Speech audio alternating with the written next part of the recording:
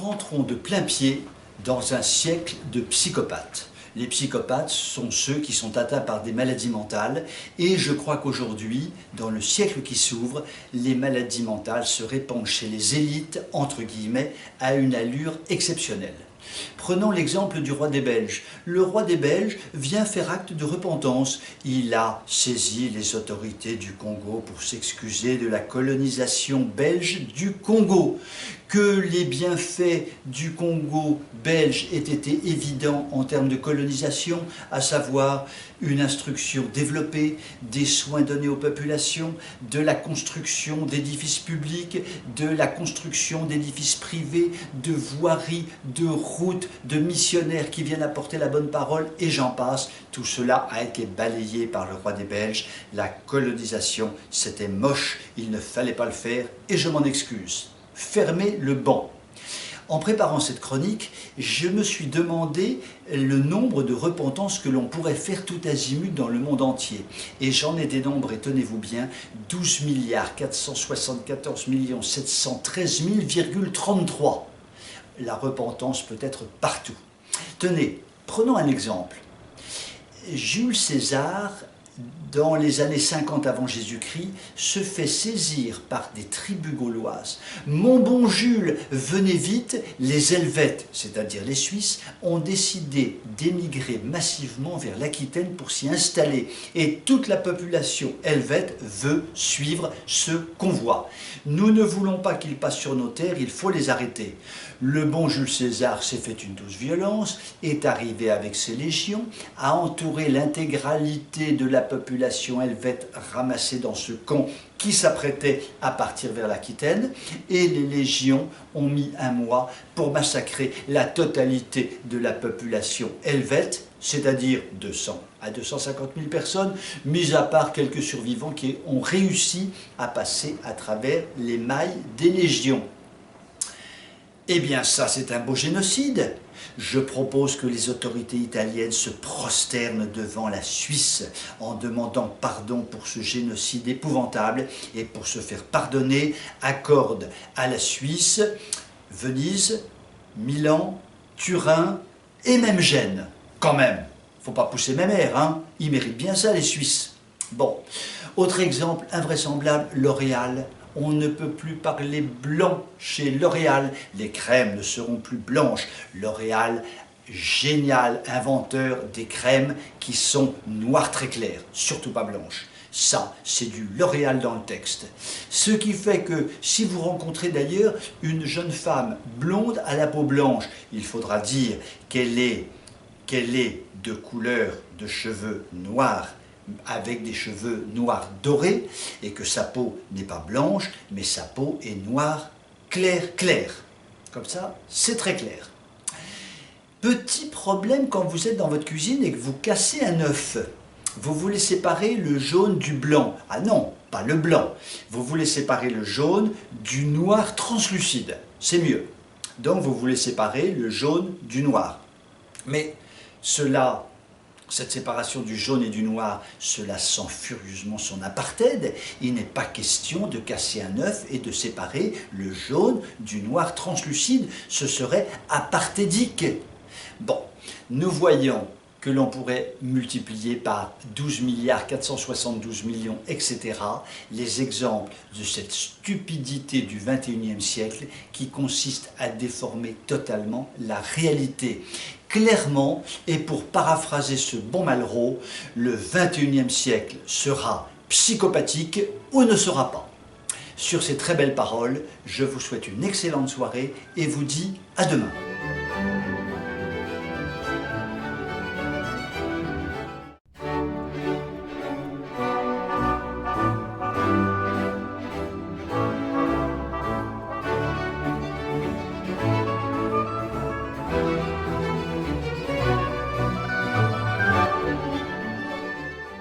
Philippe de Villiers, en son temps, toujours prêt à créer des choses nouvelles, avait permis la création de l'Institut catholique d'études supérieures. L'idée de Philippe de Villiers était de faire un pendant à l'éducation nationale et de permettre à des étudiants de se doter d'une vraie colonne vertébrale. L'idée était très louable. Il y a un an, petit chahut étudiant. Une douzaine d'étudiants, fort sympathiques au demeurant, s'en prennent à un stand LGBT qui était en centre-ville et que font-ils? Horreur! Ils prennent quelques tracts qu'ils jettent par terre et ils prennent un drapeau LGBT pour s'en moquer. Comment? Bon, éméchés, ils auraient violé 3 ou 4 filles. Bon, c'est pas très grave, hein, franchement, il faut bien que jeunesse se passe. Un petit peu violent, ils auraient poignardé quelqu'un du Front National. Bah, c'est pas très grave, il faut bien s'entraîner au couteau. Donc tout ça aurait été pardonné tout de suite. Mais là, franchement, faire un petit chahut étudiant autour d'un stand LGBT, c'était insupportable. Et la direction de l'Institut catholique a tonné. Ne touche pas à mon LGBT, tu vas voir ce que tu vas voir. Et les étudiants ont été convoqués par la direction. Certains se sont fait renvoyer manu militari et un procès s'en est suivi, un procès en correctionnel qui a eu d'ailleurs la main lourde. Il y a eu ensuite appel et là, exceptionnel miracle, la cour d'appel de Poitiers a donné tort à ceux qui attaquaient les étudiants. La cour d'appel de Poitiers, sûrement très peu catholique, a dit « touche pas à mes étudiants ». Et donc nous avons une situation extraordinaire de la direction d'un institut catholique qui dit « touche pas à LGBT » et une cour d'appel manifestement tout à fait laïque qui dit « ne touche pas à mes étudiants catholiques ». Inversion invraisemblable des choses. Nous ne pouvons que nous en réjouir pour les étudiants, car ce procès était une pure aberration, et nous conseillons au directeur général de l'ICES, M. Delabarre, de se mettre une robe de bure, de tourner pendant 3 jours les pieds nus autour de La Roche-sur-Yon, où est l'ICES dont je parlais, et de se flageller en demandant « Pardon, messieurs les étudiants, pardon, messieurs les étudiants ». Au bout de 3 jours, amaigri et sanguinolent, il devrait donner sa démission et là, il grandirait aux yeux de la population française.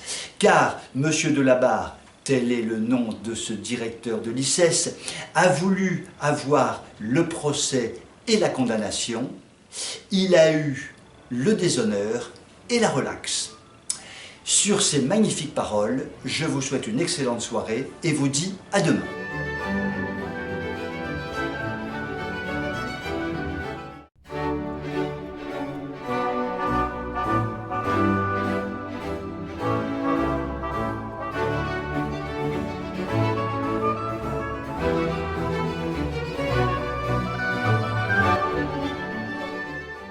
Il y a une vingtaine d'années, un certain Vladimir Poutine était élu président de la Russie. Une Russie absolument écroulée, déconstruite, une Russie qui, sur tous les plans, allait on ne peut plus mal, qui avait été lessivée par 80 années de communisme puis de libéralisme effréné, une Russie qui était véritablement au bord du gouffre. Vladimir Poutine, dès son élection, rédigea un petit document court d'une vingtaine ou d'une trentaine de pages donnant son plan stratégique pour la Russie pour les années qui suivaient. 20 ans après, Poutine est toujours aux commandes et lorsque l'on compare le document qu'il avait rédigé au moment de son élection et la Russie telle qu'elle est aujourd'hui avec ce qui s'est fait depuis 20 ans, nous pouvons constater que le plan stratégique a été minutieusement mené. Le résultat est exceptionnel. La Russie de Poutine est aujourd'hui une Russie ressuscitée, une grande puissance, une puissance qui compte sur l'échelon mondial évidemment, mais aussi au niveau européen, une Russie dont on ne peut plus se passer ni sur le plan économique, ni sur le plan politique, et désormais sur le plan culturel et moral non plus. C'est donc une véritable révolution que Vladimir Poutine a fait faire à la Russie en 20 ans, l'opposé de la révolution communiste. Cela dit, Vladimir Poutine estime qu'il y a encore beaucoup de travail à faire et il ne se trompe pas. Pour que la Russie puisse préserver les acquis et passer à un nouveau stade de développement, il fallait effectivement un certain nombre de réformes. Donc Vladimir Poutine a bâti un projet avec toute une série de réformes, et ces réformes sont passées par un référendum qui a plébiscité le plan proposé par Poutine. 75% des électeurs ont donné leur accord sur cette nouvelle révolution poutinienne qui va donc permettre à la Russie de continuer son développement. Je voudrais parler d'un seul point, tant il est caricatural par rapport à la déconstruction de l'Occident. Dans la nouvelle constitution russe, désormais, Dieu est rétabli à sa place et la foi en Dieu fait partie de la constitution. C'est une révolution inimaginable à l'échelle du monde. Comment peut-on imaginer que l'Europe occidentale puisse accepter ce genre de choses? Elle qui a refusé, grâce à Chirac, simplement d'évoquer les racines chrétiennes, ce qui ne coûtait quand même pas très cher. Là, ça ne sont plus les racines chrétiennes de la Russie. C'est Dieu qui est dans la Constitution et la foi en Dieu nommément mentionnée. C'est véritablement une révolution. Autre point, le mariage ne peut plus concerner qu'un homme et qu'une femme durablement mariés par les liens du mariage. Donc, la parodie de mariage homosexuel en Russie ne pourra avoir lieu. Seconde révolution par rapport à ce qui se passe en Occident, bien évidemment. Nous voyons bien que Poutine prend effectivement le contre-pied de ce qui se fait dans la déconstruction du monde occidental. Petite anecdote, il y a quelques années, les plus hautes autorités russes recevaient des associations françaises, associations notamment liées à la famille. Un général était reçu par les plus hautes autorités, expliquait à ces autorités ce qui se passait en Occident, les défenses de la famille qui étaient toutes perdues les unes après les autres, ce qu'il fallait faire pour consolider la famille, ce qu'il fallait faire pour que la société puisse redémarrer sur de bonnes bases. Eh bien, sans surprise, en 2020, toutes les idées proposées par le général étaient reprises. Il avait vu des ministres qui prenaient des notes pendant qu'il parlait, et bien quelques années plus tard, dans la constitution russe, ces idées sont mises en œuvre. Nous voyons bien la différence de traitement entre des vrais gouvernants qui agissent pour le bien commun par rapport à des gouvernants, des pseudo-gouvernants qui ne sont que des communicants et qui n'agissent que pour leur propre réélection, quel que soit le prix à payer pour le pays qu'ils sont censés diriger. Peut-être que le XXIe siècle verra finalement la renaissance de l'Occident grâce à la Russie. Sur ces paroles, je vous souhaite une excellente soirée et vous dis à demain.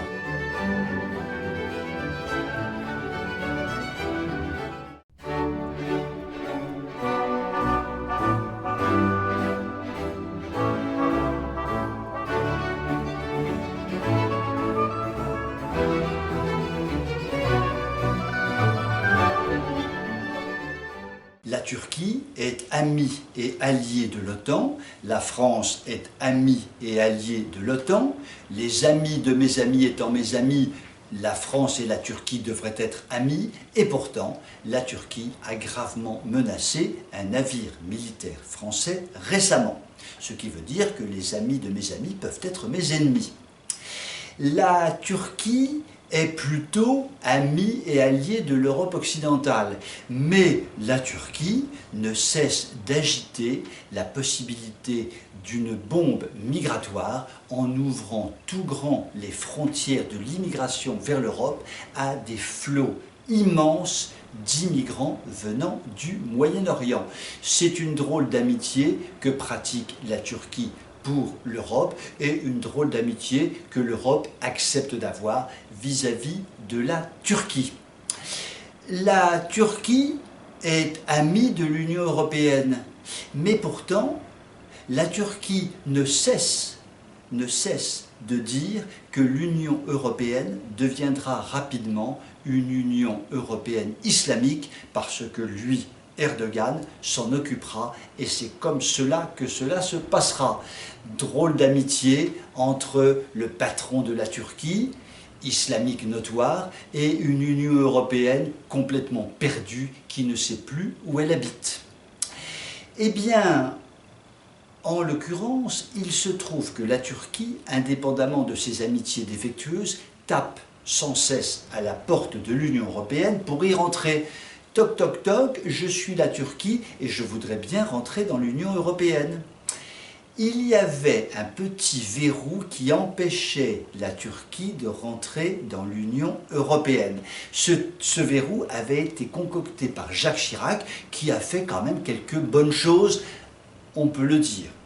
Peu, mais quelques bonnes choses. Il avait institué l'obligation d'un référendum en France pour accepter ou non l'entrée de la Turquie en Europe. Ce verrou était très protecteur. Qui a fait sauter ce verrou? Je vous le donne en mille. Est-ce que c'est Hollande? Est-ce que c'est Macron? Est-ce que c'est mon arrière-grand-mère ou le général X ou Y? Pas du tout, pas du tout, vous n'y êtes pas. Celui qui a fait sauter le verrou, c'est Nicolas Sarkozy, bien sûr. À peine élu en 2007, Nicolas Sarkozy a fait sauter le verrou du référendum obligatoire en France pour l'entrée de la Turquie dans l'Union européenne. Si un jour l'Union européenne devient l'Union européenne islamique, il faudra absolument que le président en soit Nicolas Sarkozy, car véritablement, il a fait sauter le verrou principal permettant de faire en sorte que la Turquie ne rentre jamais dans l'Europe. Sur ces belles paroles, je vous souhaite une belle soirée et je vous dis à demain.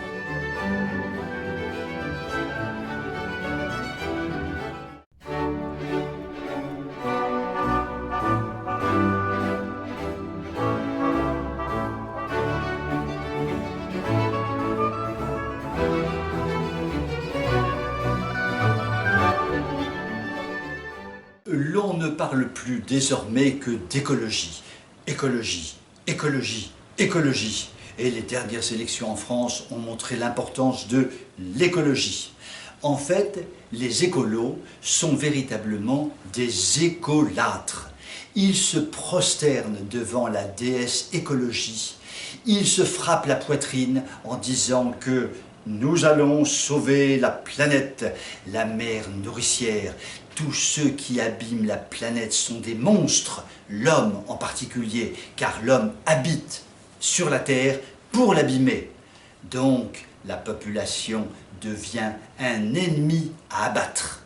Voltaire disait à propos de l'Église, « Écrasons l'infâme », eh bien les écolâtres disent à propos de la population, « Écrasons l'infâme, tuons l'infâme ». En fait, un véritable ordre moral écologique est en train de s'instituer dans le monde entier et c'est une véritable dictature qui se prépare, et cela contre l'homme qui est finalement un animal comme un autre, qui fait partie de la planète Terre comme un objet, comme un animal. Il n'y a plus aucune hiérarchie dans le monde.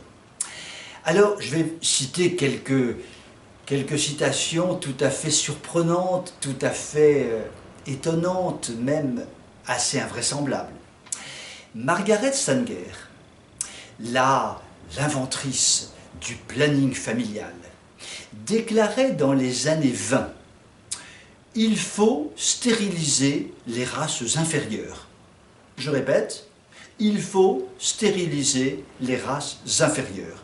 Voilà ce que disait la créatrice du planning familial, aujourd'hui 8e merveille du monde.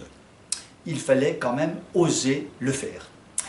Le commandant Cousteau, le bon commandant Cousteau, adulé par les Français qui ne savaient pas du tout qu'il était à gauche, voire même à l'extrême gauche, voire même très très à gauche de l'extrême gauche, qui était un écolâtre absolument faramineux, disait tout simplement « Pour régler le problème de l'équilibre de la population, il faudrait tuer 350 000 personnes par jour. » Ah mais non, moi je ne veux pas faire partie des 350 000 personnes qui vont être tuées demain. Moi je voudrais faire des chroniques sur TV Liberté pendant les semaines qui viennent tout de même.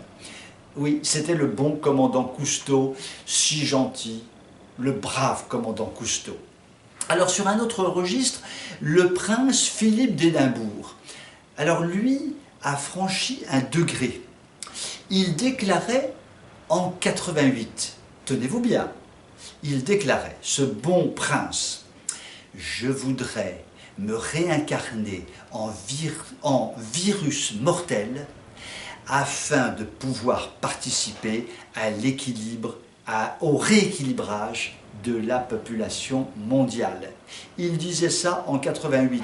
Et en 2020, je vous cite cela au moment du coronavirus. Je suis sûr que c'est le prince qui est transformé en coronavirus. Enfin, professeur Raoult, regardez dans vos éprouvettes. Vous devriez voir normalement que dans vos éprouvettes, il y a en fait la réincarnation du prince d'Édimbourg. Et puis, une dernière citation qui est assez amusante, qui est d'un certain Samkin, qui, lors des conférences Gorbatchev, les célèbres conférences Gorbatchev qui avaient lieu chaque année, déclarait dans les années 90 « Pour résoudre le problème de la pollution, pour résoudre le problème que pose la planète en termes d'écologie, il suffirait de supprimer 90% de la population mondiale. » Brrr, ça fait tout de même froid dans le dos. Je pense que ni Hitler ni Staline n'avaient pensé éradiquer de la planète Terre 90% de la population. Décidément, je crois qu'avec les écolâtres, nous avons tout de même un peu de soucis à nous faire pour le 21e siècle. Sur ces tristes constatations, je vous souhaite une très belle soirée et je vous dis à la semaine prochaine.